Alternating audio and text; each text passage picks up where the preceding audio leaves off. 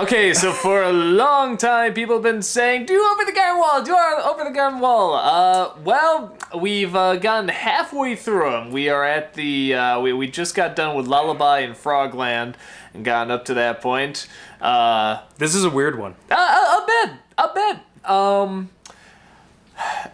It's like there's so much to talk about, and yet I don't know how to put it. It's one of the few times where it's like, I'm kind of at a loss for words, but I can do my best to sort of sum up, you know, what I see here. Well, first of all, there's obviously going to be spoilers in this. I think anyone that watches this has probably seen it. I give it a lot of credit that it is something that I've never seen on, you know, TV or Cartoon Network. I think it's really kind of risky to put something like this out. How many episodes? There's about 10 episodes of these 11-minute vignettes, and they do sort of tell a continuing story. You know, it's kind of like a road trip movie where they come across different creatures and characters and stuff. It's just two kids trying to find their way home, and the best thing I can think of while watching this, it reminds me a lot of the books of like Alice in Wonderland and Wizard of Oz. The books. Crossed a little bit with scary stories to tell in the dark. Yeah, it sort of has... Yeah, where Wizard of Oz and Alice in Wonderland were very whimsical and magical, and when you read it, you sort of got like a bright, colorful thing. This is definitely much more woods and dark and shadows. Dark kind of folk tale. Yeah, very folk tale-ish, very like... But folk tale, not Grimm's fairy tale-ish, like kind of American. Like, yeah, I don't know how to... Yeah, like more like an American folktale versus like a Grimm's kind of... Though, I mean, there do seem to be witches and beasts, but I just don't... I don't get European as much out of this. No, well, there's witches in, you know, America, obviously. Well, quote unquote, you know, we burned a lot. We burned them all. That's right. Actually, that is a lie. We hung them. Ah, yes. We didn't burn witches over here. We hung those bastards. We did it right. That's why they didn't come back. Yeah, that's why you don't see them anymore. Must be the reason. It's a lie. We killed innocent people. That's actually really sad. But anyway, yeah. It's Thank you, Salem. It's one of those little miniseries where it's the best way I can kind of describe it is that you remember when you're like 3 years old and you watch every day. You watch like a movie or, you know, even a cartoon show that's maybe a little above your age and you're not quite at the point where you comprehend everything that's going on, but you're kind of just hypnotized by it and you're watching it and you kind of assume to yourself, at some point I'll understand this. And are you claiming this is Teletubbies for adults? No, I mean it like watching something like Return to Oz when you're like 3 or 4 years old or something like that. We grew up with that movie. No, I know what you're saying, because that's all I can say. I'm just watching it and I'm just like, oh. Yeah, you're just it's just hypnotic. Yeah. Yeah, it's just a strangely hypnotic show. Even in episodes where, for a good 5 minutes, nothing much is going on. The episode at the school where the kid's just playing outside with the animals, and I'm just like, there's like nothing going on here, but I'm just mesmerized by this. Most things we watch, whether they're good or bad, we usually talk a little bit through it and make remarks and stuff. Like this, we're just... Yeah, I mean, we're just... We hardly said a word. We were just... Even after it's done, usually there's like a reaction, or that was strange, that was weird. It's like, yeah. Next. I mean, it's like... And that's not a bad thing. It's not at all. Like, we were so hypnotized by it, we just couldn't even say anything. And it's hard to know what to say even now. It just... Yeah, that's all I can compare it to, is like... There were a couple of scary stories to tell in the dark where it's just like... what the hell was it? The one with the old lid with the gypsy drum or whatever. It was some folktale about this girl who wanted a drum from some other girl, and the girl keeps like saying you have to be mean to your parents or something, and the mother's just like, don't do that, because eventually I'll be replaced by some angry mother with like a wooden tail and a glass eye or something, and like, it's this nonsensical story, and so she keeps acting bad, the daughter keeps acting bad, and eventually she gets the drum, but she returns home, and then it's just like, then she met her new mother with the wooden tail and the glass eye, and it's like, ton, that's it. It's just surreal, and you're just kind of like, well, I guess there was a moral there, but it's just bizarre, and all of these have that same thing. It's like, there's a moral, but it's just weird shit that happens. And yeah, it reminds me a lot of Kurosawa's Dreams, if anybody's ever seen that. It's sort of that's a good it's example. these very strange individual stories where here there is a continuing story and even arguably a theme, I think very basic morals, but they sort of end on these very strange notes that aren't like, and here's the punchline, and here's the moral, here's the whatever. They're just sort of like on these really weird, we don't need to impress you, we're just telling you what happened basis. But what we're telling you happened is so strange, that should be enough, and we're just gonna let that sit with you. And I don't mind that, surprisingly. It's because it's so sucked in to its own strange world, and it looks very nice. And yeah, like I said, it's sort of one of those movies or shows you watch as a kid, and even though you're not following it, you're so intrigued and you're sucked in, and you think it's just take out the part where you grow up, you watch it years later, and it makes sense. Just take that part out and just accept the surreality of it, and it's challenging in a good way. Like, I can't say I understand everything that's going on or why certain choices are made. In fact, I'd probably argue I understand very few of the choices that are made, but they're so intriguing and so laid back and so original. This is not based on a book or a story, which really shocked me. This reads like a Victorian children's story or a collection of Victorian children's stories. Kind of. I mean, the animals in the school wearing the hats and outfits and stuff. I mean, that just sounds like a Wind in the Willows type thing or something. A little bit, though. I feel like there would have been more of a... I don't want to say point. That sounds mean, but like a direction where... You know what this is? This is like Kino's journey for 7-year-olds.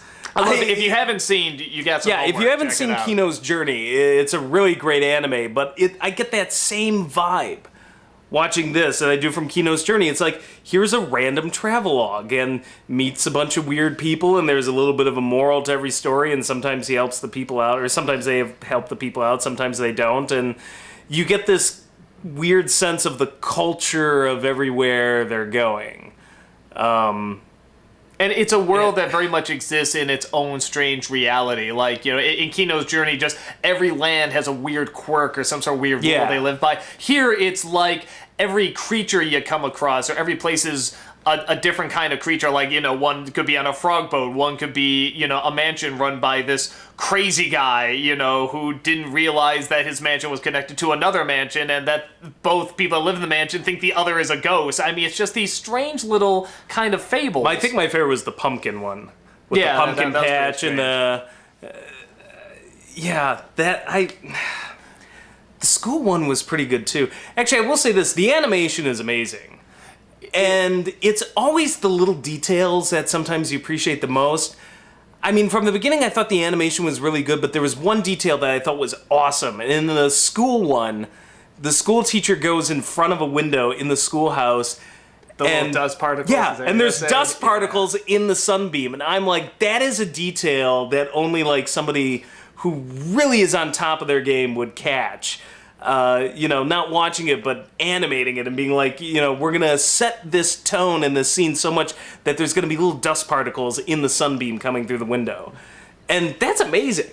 You know what I'm saying with, like, Alice in Wonderland, Wizard of Oz? Though, like, the book. The Wizard of Oz movie has a very clear beginning, middle, and end. Come across people, they're all going to go see the wizards. The books, they'll, like, come across just these weird rock creatures or something, and then they're on to the next thing, and it's like, or sometimes they'll have a moral, sometimes it won't, and then it's just on to the next thing. It's the same thing with Alice in Wonderland, where it's they're vignettes. Yeah, there's not exactly, like, always a point, or it's all coming around to one thing. It's just sort of like, here's some strangeness, enjoy, now we're kind of on to the next strangeness, and it's like, the world it creates is so strange, and the tone it creates is so strange, that you kind of feel it doesn't even really need sort of the traditional 3-act structure, and I like a story that can do that, which is like, we usually harp on stories that's like, you need a 3-act structure, which you usually do, but when you're so bizarre enough and clever enough that you can actually go beyond that, I really respect that kind of writing. Okay. Honestly, each vignette, I think, has a 3-act structure. But you know what I mean? Like, there's a beginning, middle, end. How do I put it? Like, but if you're talking about as a whole narrative from beginning to end so far, no, it seems pretty random. Yeah, like we don't even know who their parents are or anything like that. All we know is that he's got a crush. Yeah, we don't even know why they were lost in the woods or why they were in the woods. They know they the found bluebird bit came up randomly, just like, and I used to be human. I love Elijah Wood's read on that. Just, really? I didn't know that. I'm pretty sure I would have remembered that. Did I know that? No, I didn't know that. No, like, I didn't know that. Which I sort of had to remind myself too. Wait, did he know that? And then he says it as well. Yeah. The acting reminds me a little bit of Gravity Falls. Every time I hear Elijah Wood, I think of Dipper, actually, in that part. For the first minute he was talking, I thought it was the same voice actor. Yeah, I mean, it's and then it hit me. I'm like, oh, it's Elijah Wood. Not only does that guy have a face made for cartoons, because he looks like a hobbit with the big blue eyes but he's got a voice made for cartoons. It's hard to... Looking at him in real life and hearing his voice, it's hard to gather his age. Last year I just finished up on Tron Uprising, the Disney cartoon, and he was amazing in that. Honestly, if you want another great animated series, that was better than the Tron Legacy movie. And then, of course, Disney in their infinite wisdom is just like, hey, this is really awesome. Canceled. But yeah, I was watching that, and I thought he was amazing in that, so I'm glad he's in this now. We've got... John Cleese, maybe? Yeah. Oh, that had to be Cleese. I thought I heard. You know, we got Christopher Lloyd as the woodsman, and did I hear James Earl Jones? I swear I heard him too, but we didn't see him in the credits, so I'm not sure. Yeah, I thought it was him playing the Beast or whatever. This is the same. These are the same people who did like Adventure Time, pretty much, and their credits are sort of like always clumped together. Like at the end of like an Adventure Time episode, you'd be like, "Wait, these people weren't in them," but they just sort of clumped them together. Like in general, these people are kind of here, kind of not, whatever. So maybe that's James Earl Jones. I don't know. If not, sounds a lot like him. But these people are often known for just finding unique talents that are not... They use big voice actor names as well, but they don't always, like... For the main people, like, they'll find sort of just various people that you've never heard of, or just are new to show business, or because I IMDb'd a lot of these people. I'm like, oh, that's a newcomer, that's a newcomer. A lot of the writers, like, there's a ton of writers on these. You know, and some wrote them all the way through, others just did an episode. It's a well-written show. Yeah, and I think part of it is just that strange variety, and I think because they created an atmosphere and an environment where you can just sort of do whatever. So if an episode wants to make sense, great. If it wants to not make sense, great. It, again, very much like Adventure Time, it can kind of do that. So, yeah, it's... I really enjoy it. But not like a, yay, I can't wait for the next one. It's sort of like, this is gonna take me somewhere else. Both. Oh, no. I am totally... Creatively and like... I totally can't wait for the next one. Like, when we're just like, okay, we have to stop here to do the vlog, I'm like, crap. Because I just want to know where the hell this is going. It's one of those where, how do I put it? I love the Disney Sleepy Hollow. I think it reminded me of that. A lot of the that. one at the tavern reminded me of that when they're singing about the beast. Yeah, like we started singing that song because like this totally reminds us of Disney's Sleepy Hollow. But it's one of those things where, but the whole thing, like, you know, I think the other thing I really like about it is, just like Disney's Sleepy Hollow just exudes Halloween, this fall. I'm kicking myself that I didn't watch this during fall. Yeah, like we're in the middle of spring now and we're watching this. I'm like, crap, I would have loved to have seen this in October or November. Like, this just exudes like Halloween and fall, and everywhere they go it's spooky woods, or the leaves are turning, or there's pumpkins, or there's beasts, or it's just like Disney's Sleepy Hollow that way. You just get this feeling of, like, fall. No, and what I was talking about before with, like, I'm not necessarily, like, you know, I can't wait to see the next one, but I want to. It's very much like what I found, like, when I was watching Lost, every time I couldn't wait for the next episode to find out what was going to happen. I was so sucked in. And then when it was all over and stuff, I don't really go back and rewatch them. Like, even though, yeah, the ending sucked, we all know that, but, you know, I'd rewatch the hell out of this. No, I mean, but that's why I'm saying, and even, well, Gravity Falls I would go back and rewatch, but I'm so excited for the next one, I cannot die without knowing what the next one's going to be, where with this one, if I didn't know, I'd be a little bit disappointed or whatever, but at the same time, I can see myself watching all of these every Halloween. With the music and everything in this sort of late 19th century setting, I feel like it's that first few minutes of BioShock Infinite. It reminds me a lot where you're of just those, wandering around and there's just this random music and you're kind of lazily just looking at everything before stuff goes to shit. This kind of looks... It's a lot like that. It's just got this hypnotic quality to it. It feels like one of those little shorts that, like, in those machines where you put a penny in and you sort of put your eyes through and you see a little short play as a, they went and they traveled to this area, but then this thing happened and they learned a lesson and the end, almost like a silent film. But yeah, I really dig that. And are you shocked that so many people have, like, talked about it and recommended it? And it's like, as far as I know, this isn't like a gigantic hit, but it's really got this following. I'm not shocked that it has a following. I'm shocked it has not at all as big and as fast a following as it does. Not at all. No? No, because, I mean, we haven't seen the ending yet, but to this day, we still remember Disney's Sleepy Hollow. And when you look at the... Let's be honest about Disney's Sleepy Hollow. That is 5 minutes of hardcore action and the rest is just some singing and dancing and not much going on. And yet we still, to this day, like, and if most kids who grew up in the 80s when they reran it on Disney Channel all the time, we still remember it. There's a reason. It's the atmosphere. The atmosphere totally makes it. I think it's the same thing with this. No, but even that usually takes time for people to usually open up to that. And I guess I'm not if you do it really well. I mean, it had me from Frog playing piano, like in the first 5 seconds. You had me from Frog. But most piano. people, most people would see like that first episode and be like, that was weird. I mean, like, I don't hate it, I don't like it, it's just that was weird, and then, like, sort of not go back to it. But, yeah, but a lot of people seem to keep coming back to it. Most people who like good animation and good storytelling and all of that, I think they would look at the first episode and be like, I have to know where this is going. Mm-hmm. And would keep watching it. I wonder, when I think it's the same thing with Disney's Alice in Wonderland. It's just like, you may not know what's going on, but you're just like, okay, what the hell is next? Like... Well, but with Disney's Alice in Wonderland, there was definitely there were definite punchlines, there were definite jokes, which there's one or two in this. Some of the lines the bird says are very direct. This is meant to be funny. But I love their version of swearing, by the way. Cheese and crackers. Yeah, Jiminy Cricket.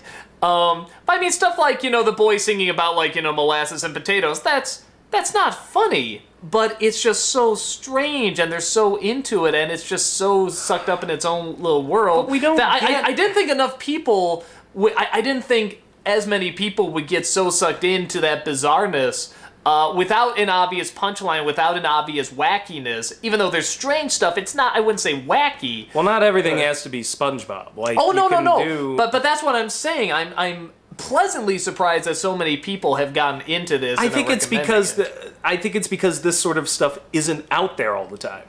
No, that could be it. It's what else is out there like this? I mean, obviously Adventure Time to some degree, but Adventure Time is brighter and more colorful. It's wacky. It's in your face. Gravity it's crazy. Falls has a definite kind of plot that's going on. Like, this is different. It's very different. And I really like that it has caught on as much as it has. And I guess I like it because it shows that people have a little bit more patience than I guess I thought they did. This takes like patience. This is more like the stuff you see coming out of Europe or Japan, or this could have been like Secret of Kells or Song of the Sea. It actually reminds me a little bit of Song of the Sea, just in some of the animation and stuff. But the sort of things that kind of just run on atmosphere. And it's just sort of whimsy, but not like the whimsy. It's like just sort of a natural, whimsical kind of thing going on. Like, it runs on cute, and it doesn't seem insanely manufactured. I could watch that kid with the stupid teapot on his head singing all day, because it doesn't feel forced somehow. It's just like he's doing what he does. And there's not a lot of that out there. Everything either right now has to have a plot, or if it doesn't, it's too zany and over the top, or too ironic, or trying too hard. Yeah, there's kind of a sense of just trying too hard. Like, you're right, there's no patience to it. So this is the rarity, and I think people respond to it because they're just like, yes, I want this, I crave this, I want more of this. It's the same reason why I travel an hour and 10 minutes into downtown on the north side of Chicago to see Song of the Sea, because I'm like, nobody's playing it out here, and I'm like, I want something freaking like that. You know, yeah, there's plenty of stuff that got released here that I enjoyed, you know, like the Lego movie and stuff, but I want something that's just patient and weird and, you know. I think you nailed it. So we'll get back to you when we finish up the rest of these, but it's quite intriguing. Watch it. Yeah, it'll definitely give you something you haven't seen before, and it's worth seeing. So that sounded dirty. It'll definitely give you something you haven't seen before. And it's worth seeing. No, we just went dark. Yeah. Sorry. You know, for kids. Well, that was weird. Yeah, we just finished Over the Garden Wall, and now it makes sense. I know, right? I mean, I was so confused before, but then when you get to that ending, the last few episodes, it's like, got it, nailed it. It's all about the lies. Yep. Beautiful lies. Yeah, we have no idea what that was about. Lies. I liked it. I did enjoy it. I loved it. I want this. I need to own it. We were watching it on Amazon, but we need this on like Blu-ray. I need it. Yeah, I need a copy of this. Yeah, bad. So we should talk about where it goes. They of course come across other strange misadventures and stuff, and then we get the Shyamalan twist. It was during current times. No, kind of, sort of, maybe in that the looked 70s like the or 80s. 70s. Yeah, I don't even think that looked like the 80s. That looked like the 70s. But you know what I mean? Not in like whatever witch burning times or whatever they were kind of indicating it took place in. They did more than just burn witches back then. Okay. No, they didn't. They imprisoned debtors. Okay, there's that. But yeah, so these two kids, they go and I'm gonna sneeze here, so you take over.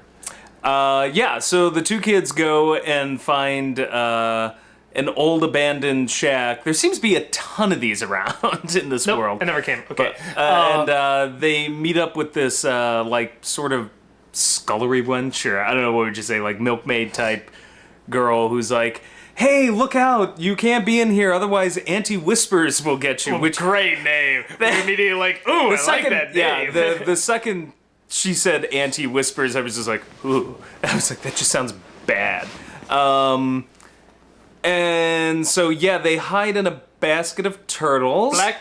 Black turtles. And then Auntie Whispers comes in looking a hell of a lot like... Spirited Away. Yeah, what was it? Baba Yaga? Or why am I blanking on her name? Something Baba. Yubaba. Yeah, from Spirited Away. And,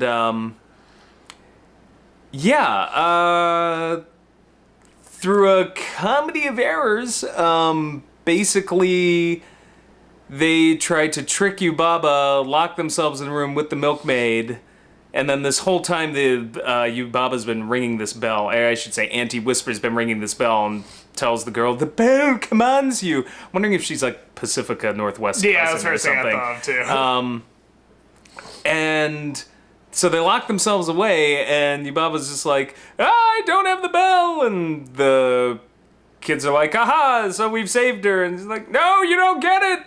She's out of her mind! She's gonna kill you! And the next thing you know, it's shitting bricks time. Cause, like, the girl just... I can't even just big, nasty teeth and big eyes, and it was scary. It was very scary. If we're gonna go through every, because we watched 4 of these, if everyone's gonna be, I was just gonna say 3 sentences of the last couple episodes. You're like, you had the fucking sneeze, okay? No, and it didn't come. So fine, then you tell the fucking story. Okay, so whatever, they get her back to normal ish. I guess they banished the spirit away with the bell, which you're wondering why the auntie didn't do that. But I think the auntie was enjoying having a servant. Probably, but then they make her kind of good at the end. That was a little confusing. I'll imagine something confusing in this special. But then they go and the brother is goofing off too much, and he goes into his dreamland, and he comes across the beast, and the beast wants to take him and turn him into this kind of wood that keeps the lantern. Yeah, the lantern lit that the woodsman has had. And we find out that apparently the spirit of his daughter is in the lantern, but then it's discovered that actually the beast needs the lantern lit so that he can stay alive, and that the spirit of the daughter is probably never even in there. And there's a flashback that you forgot to mention, you ass. Well, I'm just doing the Cliff Note version here. And we find out... Cliff Notes? Yes. This isn't even a small garden wall. And we go to... but we also find out that Wirt and his brother, they were... Who confusingly says, it's you and your dad. Which, stepbrothers, maybe? I found that line kind of confusing, too. So we find out that it's... Maybe it's like whenever our parents were upset at us, and all of a sudden it became, you know what your son did? Yeah, maybe, yeah. But I don't think when you're in trouble, it's when parents, when their kids are in trouble, it's never, you know what our son did. It's, you know what your son did? You know what your daughter did? Suddenly, the person talking completely disowns. Yeah, well, clearly got this from you. So he's trying to impress this girl with this cassette, and then he gets really embarrassed and doesn't want her to hear it. And then they fall into pretty much this lake. And we were both thinking the same thing. So, is this all purgatory? Are they dead? Is this the afterlife? But then they defeat the beast, or the woodsman, I should say, defeats the beast by blowing out the lantern. They wake up. They get the bird... he gets the bird the scissors so that they can be turned back to normal. And yeah, then they wake up and he gets along with the girl, and then it's like, oh, and here's what happened to all the other over the garden wall characters. And again, and the whole time the frog says it's beautiful lies, so they're probably dead. I'm only saying they're in the river. Maybe. I mean, you see, or they were hit by the train in the flashback. That was kind of my thought. Yeah, that was my first thought. But they wake up, in the river too. So it's like, maybe it was a dream. I don't know. And it just kind of stops. And even there is and they all live happily after, everything's good, blah blah blah. But over the garden wall, even he's like, yeah, you don't really care about it. You know the drill. The one thing, I'm not gonna act like I totally understand all this or what it's initially trying to do. I mean, I enjoy it a great deal. What's to understand? It's a bunch of folk tales. No, what I'm saying is that the one thing I didn't get into, and you kind of said too, I don't know if I liked them being in a more contemporary time, being in the 70s or 80s or wherever they were. I didn't hate it. I'm just not sure. After that episode, I'm kind of I don't know if I needed Yeah, that. why was it needed? I mean, the explanations were cute for why they have the costumes on and why he's got the candy in his pocket. I do love, I'm an elephant! I mean, that was great. But yeah, I don't know. I'm trying to think of the grand I don't know if it was story. needed. Yeah. Maybe that wasn't... You were saying that, I guess the guy that put this together wanted to be even darker, and then they had him lighten it up Yeah, I guess bit. the story goes it was supposed to be kind of like a big Halloween special, but he didn't quite have a full narrative. And then as production went along, how things change as, you're working out the kinks. And, yeah, I guess it became a little more lighthearted, a little more comedic, but he still wanted scary moments. There were scary moments. That whole bit with the crazy milkmaid and her being possessed, and I was like, wow, if I were a little kid, I'd be shitting bricks right now. I would just, ugh. So, but yeah, I get, some people out there are just well, it's Dante's Inferno. And there's nods to Dante's Inferno, I don't but see it's it as not. But it's not just it's Dante's Inferno. It's not Oh Brother Where Art Thou, where it's that's obviously the Odyssey, scene for scene. It's got a few allusions to Dante's Inferno. They start off lost in the woods. There is a Beatrice, but Beatrice and Virgil in Dante's Inferno. They're the only main characters. So, right? but I guess, brother. But I guess Beatrice being the guide is kind of like that. I guess there is a ferry if you want to go with the steamboat with the frogs, and there is kind of a frozen lake at the not a frozen lake, but things are cold at the end. Well, I was gonna say there's a frozen lake in the story. Does he defeat the devil in Dante's Inferno? I don't remember that. I don't think he did. I thought he climbed off the devil and then. There was a river of forgetfulness or something, and then he emerged from the river, and it's Easter and God and yay and that. Now, it does kind of sound like this ending too, though, emerging from, the lake. Emerging from the lake, but in the beginning of Dante's Inferno, there was like a 3 beast thing, and people were like, oh, it's like the Beast, but in this one, the Beast is also like kind of Lucifer. And, like, is it even Lucifer? And you don't really kill Lucifer, at least I don't remember in Dante's Inferno, and clearly we need to read Dante's Inferno again. I don't think any of these really represent hardcore, like, the circles of hell either. They seem like they seem like American folktale vignettes. Yeah. So I don't know. I'm not saying it's nods. not. Yeah, I'm sure he's got nods to Dante's Inferno, but it's not like, oh, it's Dante's Inferno. No, there's like more to it than that. Yeah, the one that and it's so bizarre, this is the one I like the most. The one out of all of them that I liked the most was the one that you could argue was the biggest waste of time, was when he was dreaming, and it's like the old 1920s or even 10s cartoons. The care they took in recreating that old school United Artists sort of like early 30s like kind of animation. Especially the backgrounds. That was amazing. But what I liked about that episode too is that a lot of it, like I said, kind of like Wizard of Oz and Where the Wild Things Are, it seemed very much to let like kind of the emotions of a scene guide the way, not really the logic. And that one seemed the most like that, to suddenly have like, here's a scary thing coming, but then like, oh, now the beautiful Lady of the Clouds comes, but only you can go, not the brother is being taken. But it just seems like sort of like the ups and downs of like a kid's emotions that can just change on a whim sort of directed that episode, and I really like that. I sort of like going through those just spontaneous like emotional changes. It just was so much like those old cartoons, like. Well, that's what those cartoons were like too, yeah. Yeah, I mean, and we used to watch them. They used to rerun them on like Nickelodeon and stuff, and kids networks back in the early '80s, and yeah, it was like kind of nostalgic just seeing that style of animation again. I haven't seen that like.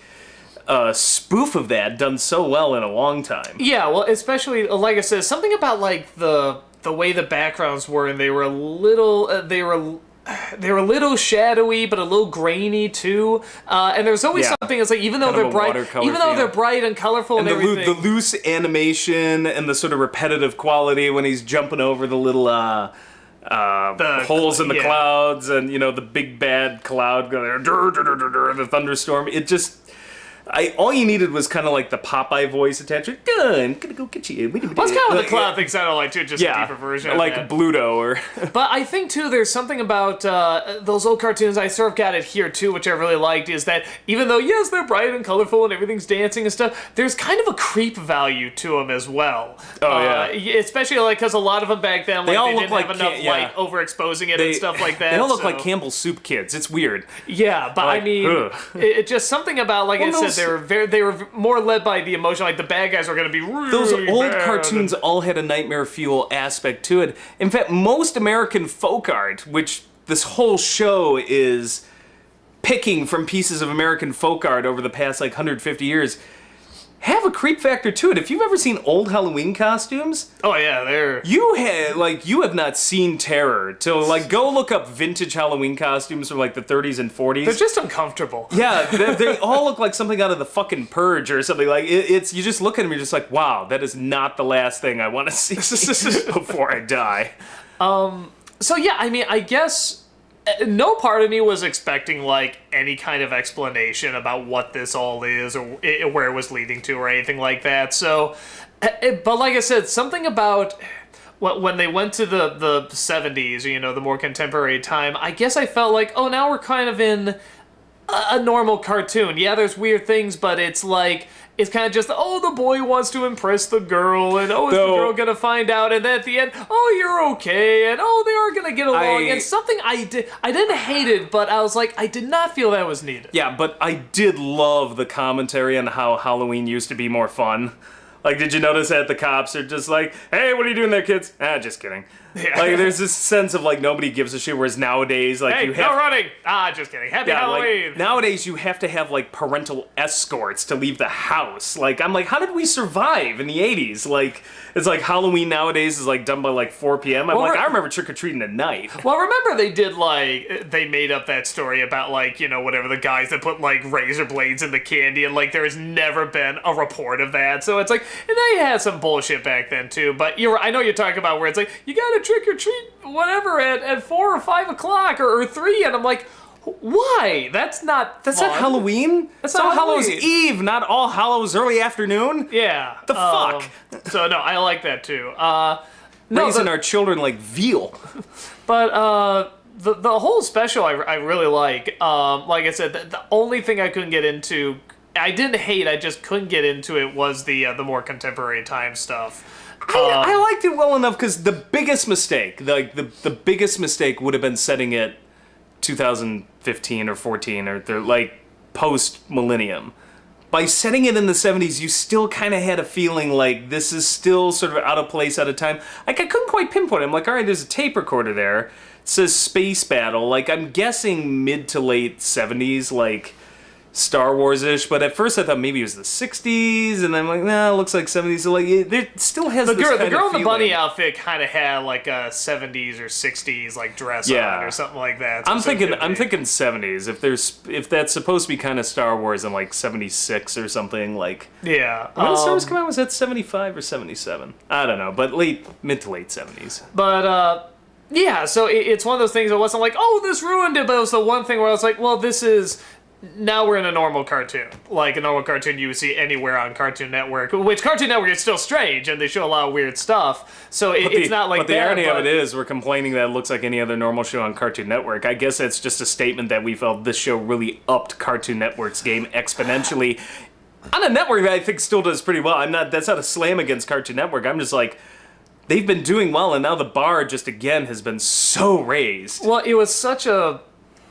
This was just so fascinating. Like I said, I've never really seen anything quite like this. There's definitely hints of, like, you know, a kind of Adventure Time and stuff like that, but it's like, I've never seen anything quite this original. And it's such a wonderful breath of fresh air that they would throw, you know, this money at this very bizarre story with this bizarre layout, and I mean, just these little vignettes, and what was it, over 5 nights or something like that, and there's a little bit of a continuing story, but not really. Like, I was telling him when, during that scene with the dream sequence and stuff like that, I said, you know, if I was an animator on this, I would have no idea if this was good.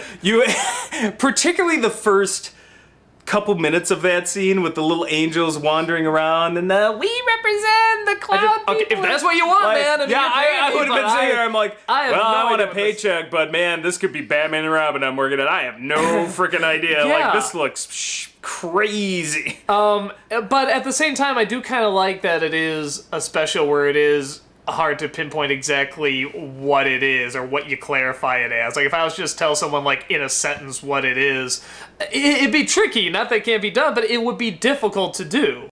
You can't just say, oh, it's weird and bizarre. It's like, well, no, something like Ren Stimpy's weird and bizarre, or Adventure Time or something. It's like, it's like there's something else about a to journey. it. It's like a journey through American folklore. It's like Washington Irving, like Rip Van Winkle, Sleepy Hollow. It feels... Yeah, the folklore especially. It feels like that.